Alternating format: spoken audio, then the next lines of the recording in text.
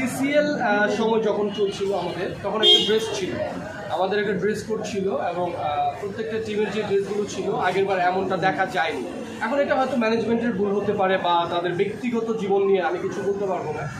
যে যেটা পড়ে স্বাচ্ছন্দ্য বোধ ফিল করেছে তারা সেটা পড়েছে। এখন অশ্লীলতার ব্যাপার যদি বলতে যাই তাহলে পুরো মিডিয়াটাই একটা অশ্লীলতা, কারণ এটা সবাই বলে। আমরা মিডিয়ার মানুষের অনেক বদনাম, অনেক সমস্যা আমাদের। আপনারা জানেন যে আমার একটা সিনেমা রিলিজ হয়েছে লাস্ট 3 জানুয়ারিতে, মুক্তিযুদ্ধ সিনেমা ছিল, ডিরেক্টর তানভীর হাসান ভাই ছিল। এবং আমার আরেকটা সিনেমা হচ্ছে সেন্সর হয়ে আছে, ওটা কুরবানি ঈদে আসার সম্ভাবনা অনেক বেশি। ওটার ছবিটার নাম হচ্ছে জল রং, অপূর্ব রানা ভাই ওটার ডিরেক্টর ছিলেন। আর দেখা যাক কুরবানি ঈদে যদি শো হয়, ডিরেক্টররা ভালো বুঝবেন, আসতে পারে। এছাড়া আমি আরেকটা সিনেমাতে সাইনিং করেছি, সেটা কুরবানি ঈদের পর। বেসিক্যালি আমি সিসিএলটা হচ্ছে কি, তখন গতবার যেটা একটা ঝামেলা ক্রিয়েট হয়েছে, আমি এমন কিছু চাইনি যে এইখানে যেটা ঝামেলা একবার হয়েছে সেখানে আবার নতুন করে যেতে। বিকজ আমার কাছে মনে হয়েছে যে আরেকটা কথা আপনাদেরকে জানাই, এটা তো সিসিটি ছিল, ওটা হচ্ছে আমি আমাদের যারা আগেরবার অ্যারেঞ্জ করেছে ওখানকারই কেউ একজন আমাকে বলেছে যে এটা সিসিএল না, এটা সেলিব্রিটি ক্রিকেট লিগ না। তো আমি জানি না আসলে একটা সেলিব্রিটি ক্রিকেট লিগ ছিল কি না। আমি যতদূর জানি যে তারা একটা অ্যারেঞ্জ করেছে, সিসিটি দিয়ে প্রেজেন্ট করেছে, এবং আমার কাছে কল এসেছে যাওয়ার ব্যাপারে। আমি যাইনি, আমি যাইনি কারণ আমি চাই না যেইখান থেকে একটা ঝামেলার সৃষ্টি হয়েছে নতুন করে আবার ওখানে যে আবার কন্ট্রোভার্সিতে জড়ায়। আমরা যে জায়গাটায় কাজ করি সেই জায়গাটা আসলে অন্যরকম। সেটা হচ্ছে যে মিডিয়া মানে হচ্ছে যে যারা গ্লামার, মিডিয়া মানে হচ্ছে যে গল্প, মিডিয়া মানে হচ্ছে যে ক্রাইসিস, মিডিয়া মানে হচ্ছে যে ট্র্যাজেডি।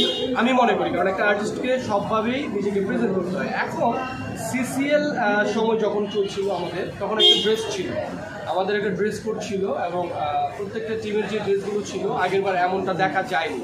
এখন এটা হয়তো ম্যানেজমেন্টের ভুল হতে পারে বা তাদের ব্যক্তিগত জীবন নিয়ে আমি কিছু বলতে পারবো না। যে যেটা পড়ে স্বাচ্ছন্দ্য বোধ ফিল করেছে তারা সেটা পড়েছে। এখন অশ্লীলতার ব্যাপার যদি বলতে যাই তাহলে পুরো মিডিয়াটাই একটা অশ্লীলতা, কারণ এটা সবাই বলে। আমরা মিডিয়ার মানুষের অনেক বদনাম, অনেক সমস্যা আমাদের। তবে হ্যাঁ, আমি একটা জিনিস সবসময় বলি যে তোমরা স্ক্রিনের বাইরে বলবো।